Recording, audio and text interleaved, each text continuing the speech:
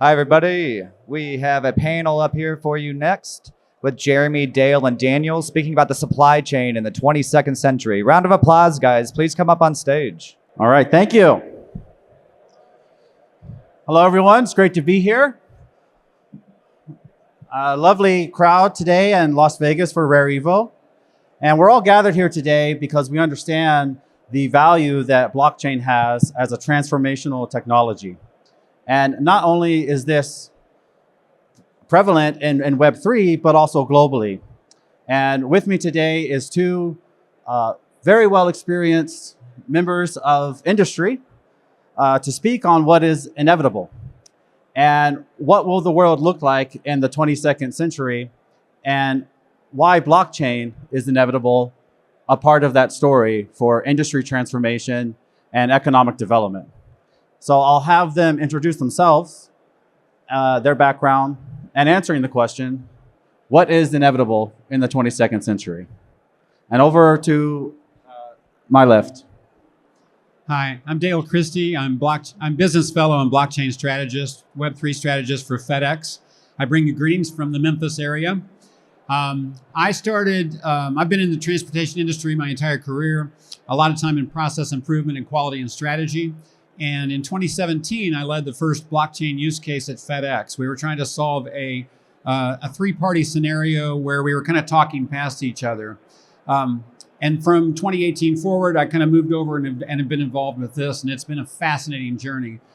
We were talking about this earlier. In 2017, it was all hype cycle, right? It was all a bunch of people that wanted to get rich quick and treat it like the internet and hire some smart people and sign non-disclosures and go from there. But it wasn't until we actually built a global supply chain blockchain in 2018, and it worked. By the way, the technology worked. It was all good. It wasn't until then that we realized that it wouldn't scale. And so a lot about what we're talking about today is actually the scalability at a global level. And so, in that case, at this level, so with the slide behind me, at this level, there is no FedEx, there is no company, there is no industry, and there are no borders. Data knows no geographic borders. So we go to 220 countries and territories. We go everywhere in the world you can go. And so that space view is actually my lane. That's my level from that point of view. And so at that point, we get to talk with people like World Customs and World Trade and other standards entities. And I'm chair of a global standards committee as well. So we are kind of walking the talk from that point of view. But basically, part of the point here, before I turn it over next, is that for all of human time, we've created this kind of proxy of trust that started with clay tablets, and it went to papyrus and went to paper.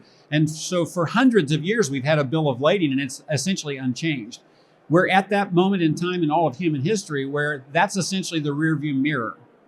And the next iteration of that, the 22nd century, if you will, is digital. It's going to be a post-document era. And in order to do that, we need everybody to understand, look, we have to digitize these things. Once we digitize them, all kinds of things are possible. Then we get to digitalize the processes. We get to completely rethink these processes. And it will look very different, for example, crossing borders, moving product around the world from that point of view. But once we digitize, it allows us to get to all these technologies such as blockchain, such as AI, such as sensors, and all the analytics and all the optimization engines that come with all of that. Good morning, everyone. My name is Dan Pietrzykoski. I work at Johnson & Johnson. I've been there for 26 years. I've been fortunate enough to have the experience of working on a pharmaceutical pharmaceutical company in the growth of the pharmaceutical, biopharm, and in the space of technology. So I've seen some really incredible things. Lately, I've been working on a number of blockchain initiatives. I've got 4 blockchain initiatives that I put into production, scaled to about $15 million in savings over a short period of time. They were able to bring in 10 of the top pharmaceutical manufacturers, all the group purchasing organizations and the wholesalers, resellers, and distributors to make sure our contracting processes run smoothly. We took an 8-week old EDI process that took forever to download and verify and adjudicate the claims to near real time. We have about 9 projects, 3 funded in the future for blockchain, about 6 investment projects, but who cares? I mean, as I'm finding, as we get these things completed and as we get these things checked off, they're not the same kind of projects that we all used to work on, where you get something done, you get your smart people, and then you kind of move on and forget about it. These are things that are going to kind of need a little bit of babysitting. They're going to need a lot of, it's actually like farming. You need to farm these solutions. You need to create an environment where they can grow, like a governance council, and somewhere to kind of make sure that everyone's working together to get the same yield and get more results, because we're stronger as a group, a cohesive unit, rather than a bunch of individuals. So that's what I'm trying to do, is find some very intelligent, like-minded people out there who want to take this to the next level. So if you're out there, come look us up. Thank you. So I'd like to ask first to Dan, when you're implementing projects with blockchain, how does this impact the operating model? And what are these significant changes and values? That's a great question. Honestly, it shakes it up, stirs it up, and it's going to need to flip it on its ear. We can't keep doing business the way we've used to be doing, where you have one person who's saying this is what we need to do, we get it done, and that's it. We're going to have to be working with our what was that word to use? Competitor, cooperative. We're going to have cooperation, where we're working with some of the people who we're competing against, but we're doing it to get to the same end goal. We need to all work together and partner. And we might have to do some things that we don't think are in our best interest, but we have to do them for the interest of technology, for the interest of driving the business and creating an environment where we can all work together and have the same information and share it through shared business rules, smart contracts, and the digitization, like you mentioned. We think for this to scale, it has to be open. It has to have an open and interoperable foundational layer. That's a key to this whole thing. So again, as I would tell you, look to your left and look to your right. These are actually teammates in this journey. And most people are very focused in their own area, and that's fine. We're in business. We're in business to be in business as well, but it won't work unless we all work together to do that. That's where I get to the co-opetition piece of that. So it does change the model. Even internally, I've had to work through our own legal team, who hasn't traditionally worked in the open space and some of those kinds of things. So it does change the way we think, and it changed the way we can look at each other and work with each other in a pro-competitive manner. It's not antitrust, it's pro-competitive, it's pro-consumer is what we're talking about. So with strategic co-opetition, what is the role of consortiums, and how is it that the likes of FedEx and Johnson & Johnson actively participate and collaborate with your peers in the industry? From my point of view, again, there's a private, so I would have internal conversations about maybe a product or something from that point of view within FedEx. But we also, because we go to 220 countries and territories, literally the space view that we're looking at is where we go. So it's going to have to work there. It won't work. This data is going to have to connect everywhere. And in order to do that, we are part of a global supply chain, a global standards entity where UPS and others are on here. And we understand it's not an anti-competitive, it's not an antitrust. That's a hard line in the sand that none of us get close to. But beyond that, there's a number of areas we could agree on. It's not about where we compete, it's about where we can agree. Safety. We saw that happen in the pandemic. We all dropped what we were doing instantly to help people around the world that we would never meet, who needed PPE, who needed ventilators, who needed other types of things. And we just dropped what we were doing and did it, right? It's the same logic here. It's pro-competitive, and it's going to take all of us to make this scale. It's funny, we sometimes use that word co-opetition too. We also call them frenemies. The people we work with that, we have been fighting for so long and not realizing that the benefit is working together. And I think that's what really needs to happen. And people need to get accustomed to, working outside of their lines of management and working with people that they might, be fighting, but, working for the better good. We're not going to really go anywhere by ourselves anymore. This is more of a thing where we need to partner, we need to collaborate, we need to communicate. These consortiums and the consortium government model or governance model is something that's just going to have to come, and it's going to come with time. You're going to have to take our lumps like everything else. There's going to be some things that are going to have to be corrected. But you know, it's like the birth of the internet. You start out slow. It's like AI. You know, everyone's concerned about the benefits and the horror stories that are being boogeymaned out there about AI. Well, the same thing's happening with blockchain. You know, we got to get to the facts, prove the value. Everyone here has a role to play in that, and the fact that they're delivering a little bit of success and chipping away at that perception that blockchain died 5 years ago. And that's not the way it is. I mean, I think the hype of blockchain died 5 years ago, but I think there's some real world evidence that this is going to go far. And I'm lucky that I have the time to get in front of it. So, in summary, there are stages of going towards what's inevitable. And can you talk further on some of these building blocks of digital transformation before a company should start using a blockchain?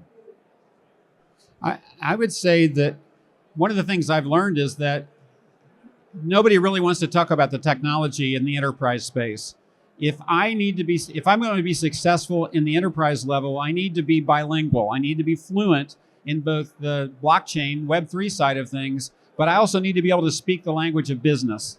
The C-suite are all business people. They get it, they understand it, they have fiduciary responsibility, they're focused on risk and opportunity, and so I need to meet them where they are. So rather than me approaching this with some smart contract scenario, if I talk to the CFO and simply say, look, your average days outstanding is probably around 40. If I could help you to get 39, would that be of interest to you? Absolutely, because now I hit all my annual goals, right? Well, that actually could be a smart contract. If I deliver it on time, if I keep it at the right temperature, the right humidity, no shock, no light, then you will pay me is no longer a net 40 or whatever. It's an instant payment. So I think one of the things is we have to focus on the C-suite because that's where they're focusing. If we can get them to say, look, if you can help me reduce my pinch points, my pain points, my resources, you know, I've got a tight budget this year. I can't add people, but I'm being expected to do more things. If we can meet them in that space from an enterprise point of view, I think they're going to be all ears.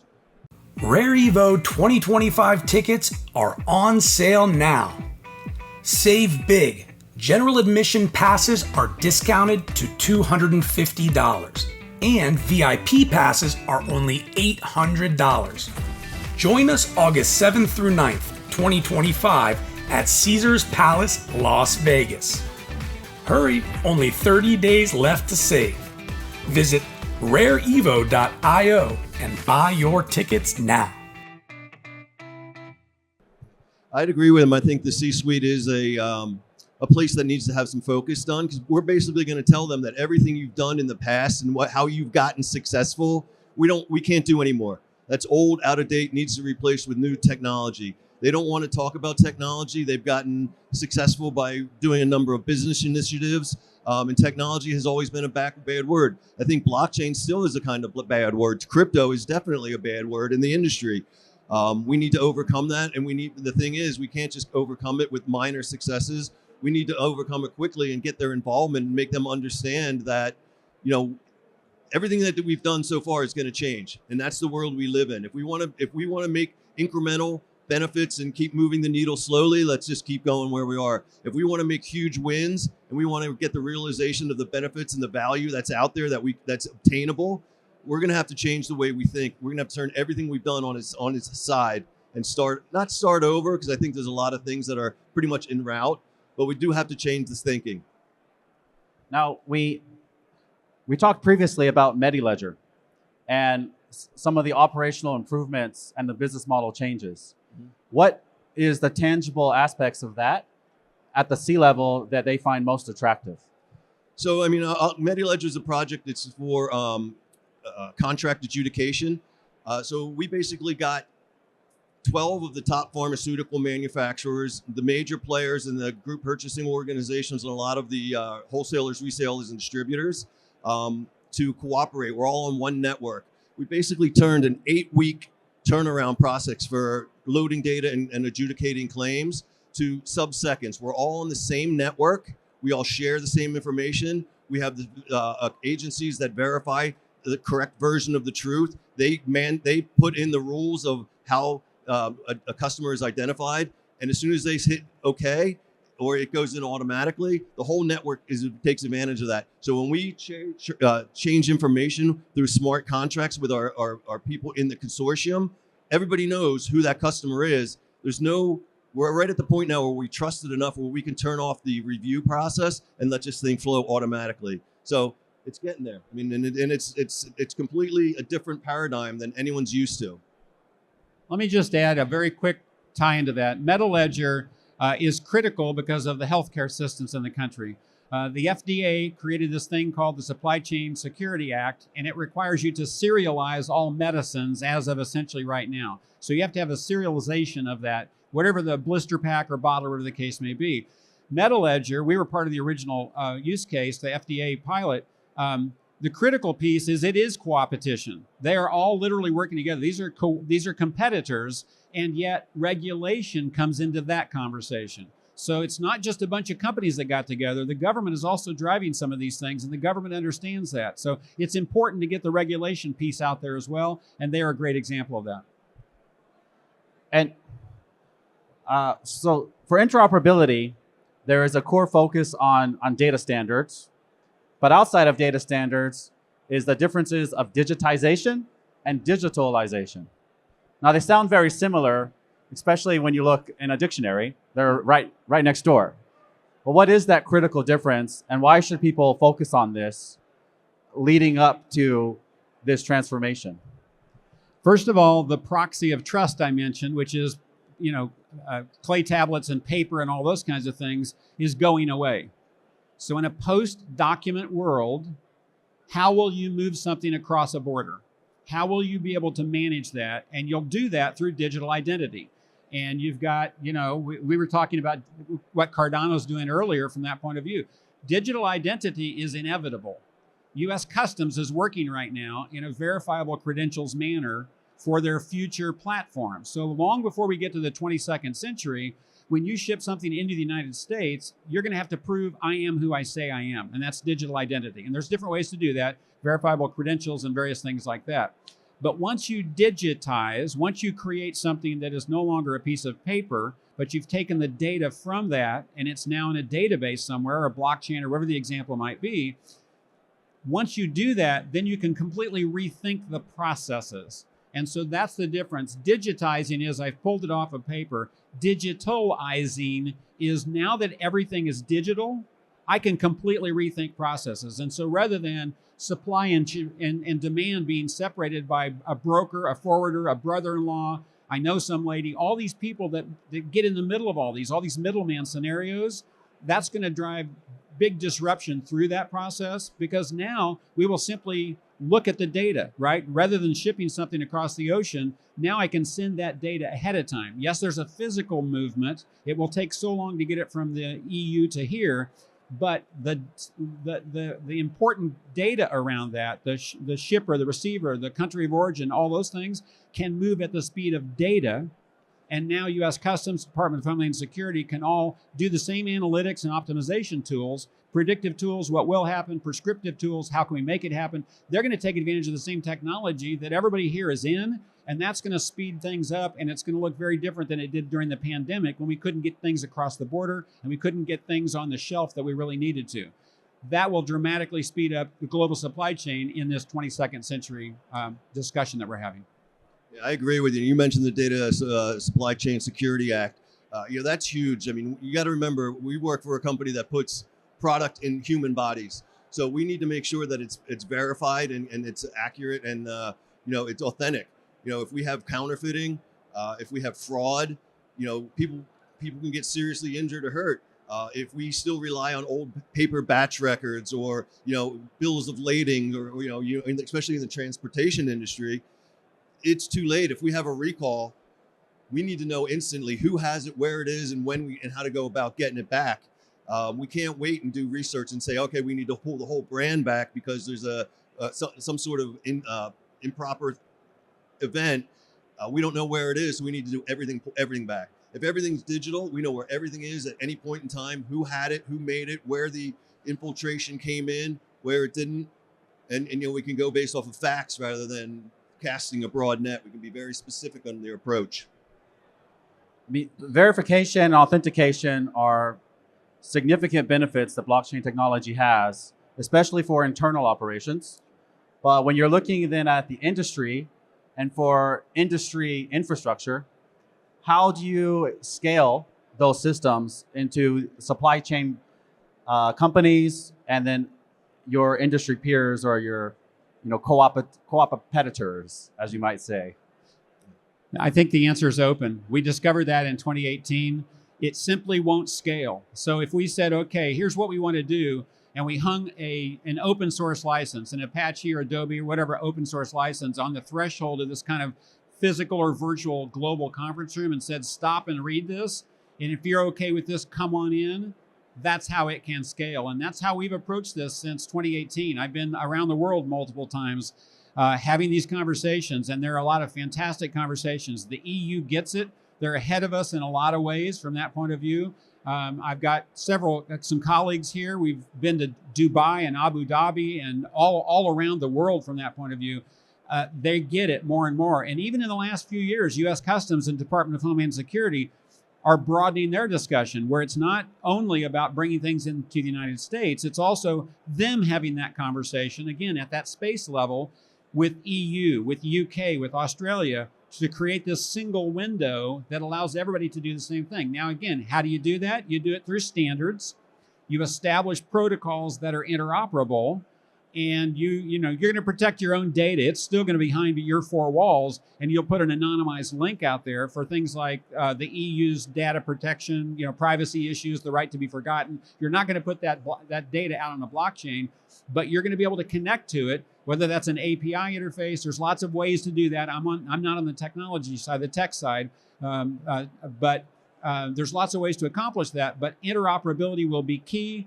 Digitization will be key. And once we get to that, if I can get you to the point where, okay, it's now digitized, it's now interoperable, now what could you do with that? We could have a fantastic workshop right now and say, okay, if we can get to that point, how do you then take it to the next level? Where does it go there? And I'm telling you, buckle up and hang on, because that's the supply chain of the 22nd century. I agree with everything you said, and I'm all about it. But one thing I would kind of like to kind of stipulate and kind of enforce is, it's great that we say, okay, this is where we are. What do we do next? I think we got to be at a point where we say, okay, we know what's coming. Where do we want to be? How do we get in front of this? Because waiting for things to happen, waiting for regulations, waiting for litigation, waiting for someone to put a plan in place, it's going to be too late.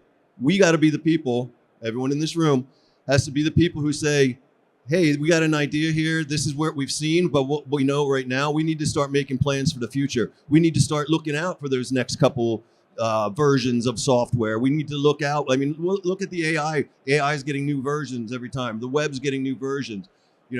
Those things didn't just happen. There's planning that went into place. We need to plan ahead for the next version of the blockchain. We need to plan ahead for the next version of the consortiums. How do we get there? And when we get there, what do we want it to look like? Rather than letting it lead us, we need to lead everyone else. That's what I'm looking for. And that actually leads to my next questions on the contributions that your companies have within the blockchain industry. And Dan, could you speak about the decentralized trust and what Johnson & Johnson is doing with the Linux Foundation? Right now, we're just kind of in communication with Linux Foundation. We have active conversations and working to see what fits. I don't think there's anything that we kind of understand and have mandated at this point, but we're in collaboration and we're starting to build for the future. Yeah, what I mean is that type of collaborative model and that participation in this industry group. Is there leadership that you're looking from the industry group itself, or is this getting feedback on the solutions that comes out of?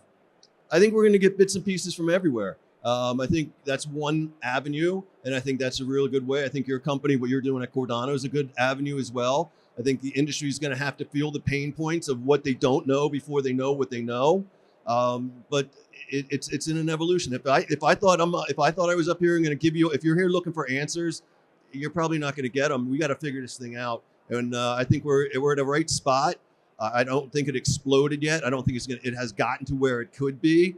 but I think we have some time to shape it. I think we have some time to figure out how we want it to roll, and who's it's going to benefit, and how is it going. What do we want to eliminate? What do we not want to happen? I think that's a good thing to start looking at, because if you wait till something bad happens, there's going to be plenty of people out there who are going to try to take advantage of this. And let's just be honest, there are a lot of ways to take advantage of this technology. We got to get in front of it, not let the bad doers do what they want to do, and make it available so the people who are going to do and improve people's health, people's lives, make sure that they have the opportunity to do it and be successful at it. Great. So we have 1 minute left. So I'd like to do a quick lightning round. What's the biggest challenge to overcome today? Probably the 6 inches between our ears. We are so used to what we've always done, and that got us to Web 1 and Web 2. And the leap to Web 3 is the Grand Canyon right now. So we're going to need people to figure out Web 3 companies. Many are represented here. You're going to have to create a Web 2.5 and reach down and help us Web 2 companies get there. And the Web 2 companies are going to have to see, how do I get to the next level, which then gets me there. And what's the biggest value add? The biggest value add is be able to work in things in real time with your people who are involved in the process. There won't have to be a lot of exchanges of data. Everything kind of flows through the system naturally. So there's not a whole lot of lag and a lot of instability. Everything's controlled. And I think control is what's going to get you where you need to be. Great. Well, thank you both very much. This is There's very another engaging on-time conversation. delivery, by the way. And thank you.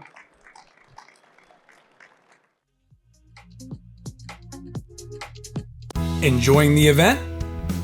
Fire up that wallet and delegate your ADA to Rare Stake Pool. For over 3 years, Rare has been committed to providing high-quality staking services. And we're now Chang Hard Fork ready. Thank you for your support.